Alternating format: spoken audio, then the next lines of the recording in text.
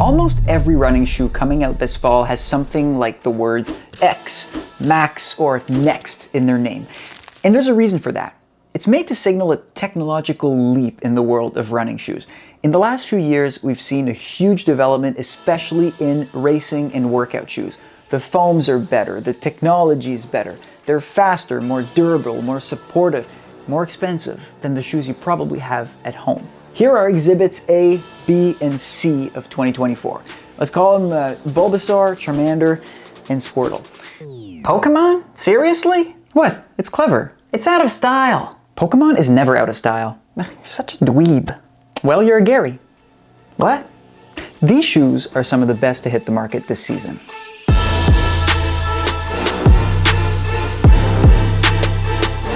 All of these shoes were launched in September of 2024, and each has a type of technology that sets them apart for one reason or the other. Now we're going to review each shoe, we'll talk a little bit about why they're cutting edge, and then we'll compare them with each other to help you decide whether any of these shoes is right for you. Okay, so first let's bring up Bulbasaur, the HOKA Mach X2. I'm convinced that the Mach X2 is the most aggressive workout shoe ever to be created. HOKA pulled all the stops on this one. One, it has the most aggressive rock forward profile that I've ever seen, which basically just means that the Mach X2 will thrust you onto your toes with more power than almost any workout shoe that I've ever seen. Now on top of that, it also has a full length carbon plate that basically reaches from heel to toe. And then on top of the carbon plate is a layer of PEBA foam, so that's super critical, really bouncy and lightweight foam. Now, if that weren't enough, HOKA also did this little cheeky thing where it cut tiny parts of the midsole at the bottom just to save that extra ounce or two of weight. All in all, creating an absolute killer of a workout shoe. You might be wondering why I keep calling it a workout shoe. Like, if it's so fast, can't I just use it in a race? Well, you can, as long as World Athletics is not snooping around your local turkey trot. The thing is, these shoes are illegal. The stack height is too tall, it's 44 millimeters, to wear in a World Athletics sanctioned event. And that's why I think these shoes are cutting edge. They're not made for races. They're made for running super fast on training days. And side note, if you're a HOKA person, this shoe might feel a little familiar to you. The thing is, we've reviewed another shoe on this channel with the same kind of rock forward profile, the same long carbon plate, and the same little cutouts in the midsole. That's right, the weirdest shoe of 2024, the Cielo X1. You can tell the Mach X2 is cut from the same cloth. There are only subtle little differences between the two. So the Cielo X1 actually has 2 layers of PEBA foam to the Mach X2's 1 layer, making the Cielo maybe a little bit faster. The Cielo also has a more pronounced heel to toe drop, so 7 millimeters to 5 millimeters. But I think all in all, I like the Mach X2 a little bit more for a few reasons. The upper feels a bit more breathable, the laces are much easier to manipulate, and also the Mach is quite a bit cheaper. So I'm comfortable marking the Mach X2 down as the meanest workout shoe of 2024, and one of the first shoes designed specifically for working out and actually not made for races at all. Okay, number 2. Charmander. Okay, I guess we're sticking with this. Hey, if you want to reference Pokemon, why not just stay with the common ones like Pikachu? Pikachu wasn't a starter Pokemon. Not a what? The ASICS Glideride Max. Okay, disclaimer right away. I'm not a physiotherapist or a podiatrist, so no buying these shoes, running 100-mile weeks, getting hurt, and then blaming the Marathon Handbook. I'm adding these shoes to the list because they're an interesting attempt at creating a stability type shoe that doesn't weigh 1,000,000 pounds and that actually doesn't feel clunky at all. The Glideride Max are meant to correct underpronation or supination or feet that roll outwards when you run. And how they do this is they have a hardened EVA plate in the midsole made to help runners who might have weak ankles and weak big toes move through their stride a lot better and avoid collapsing feet, which can lead to a whole lot of problems. ASICS calls the technology guide sole, which is just some guardrails around your feet to ensure that they're moving from front to back and in this plane and not side to side. Because like many of ASICS's releases this year, the shoe is made with speed in mind. So underneath it has a layer of FF Blast Plus foam, which is about 20% lighter than the regular foam that ASICS has been using in the past on their training shoes. And then on top of the FF Blast Plus foam is a layer of FF Blast Max foam that is apparently even more responsive and that we're going to start seeing more and more in ASICS models of next year. So FF Blast Plus, FF Blast Max. Are you with me? What I also like about the Gliderides is that they're wearable by neutral runners like me.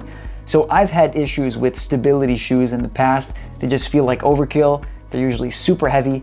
So I'll brand these as good performance training shoes for underpronators and neutral runners alike that actually weigh less than the typical bag of flour. Okay, let's move on to number 3. Everybody's favorite, Squirtle. I'm so sick of this. Just kidding. I'm a Charmander guy. The On Cloudsurfer Next.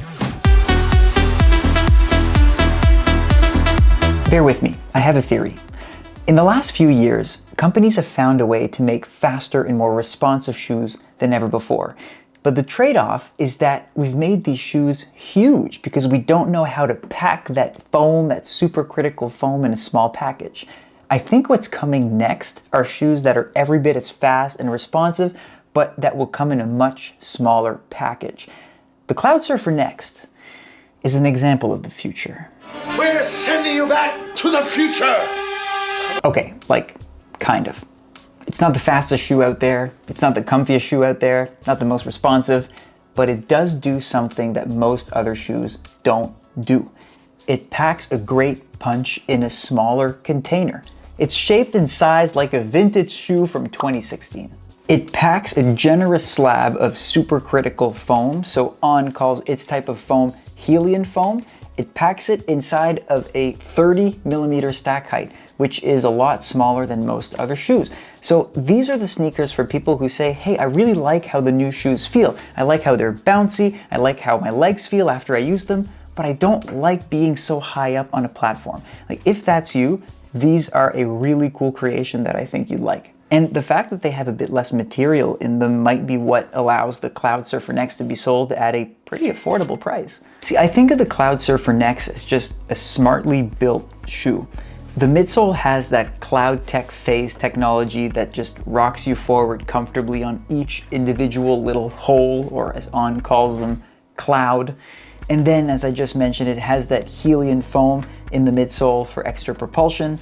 The top is pretty breezy, and then the outsole has a good amount of grip, just keep you nice and on your feet. But what really impresses me with this shoe is that On kept it at 30mm of stack height and made it so compact. And you can think about it as an old-fashioned training shoe infused with new age technology.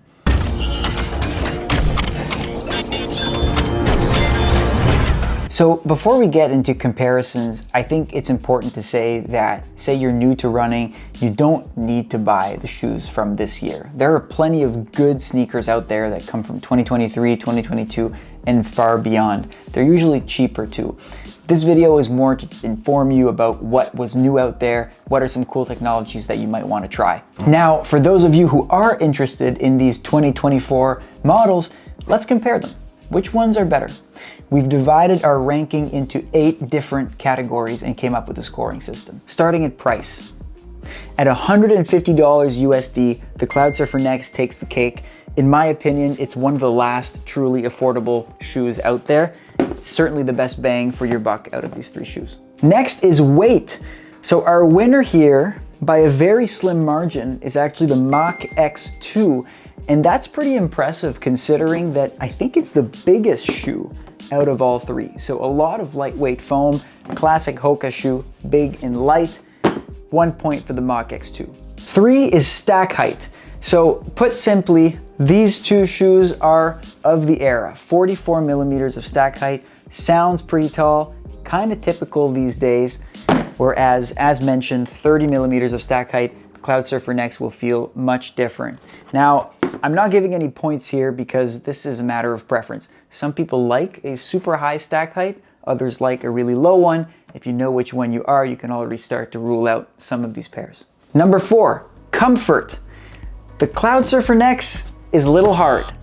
The Mach X2 is a little weird.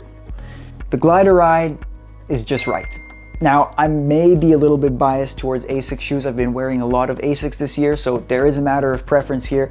But the people that have worn this, that I've spoken to, all seem to have the same opinion that it's just a comfortable shoe. It's soft around your foot and seems to accommodate most types of feet, whether narrow or wide. Number 5, speed. Okay, that one's easy. Mach X2, hands down. Number 6, cushioning. This one's also pretty easy. I'm giving it to the Glideride Max here because that's the one that makes my legs feel best after a run. Whereas this shoe here, the Mach X2, is pretty aggressive, and this one here doesn't have all that much cushioning, so point for Glideride. Number 7, style. Hugely subjective, but I think I need to give it to the Cloudsurfer Next because it's the only shoe out of these 3 that you can really wear in public and look good. You might even fetch a compliment. Okay, and number 8, grip. Oh, I can't believe this is coming down to grip. I do have a winner for grip, and it's really tight. Like, to be honest, don't wear any of these shoes on ice, but if I have to pick a winner for grip, one that stands the test of a slippery run on the grass, I do need to give it to the Cloudsurfer Next.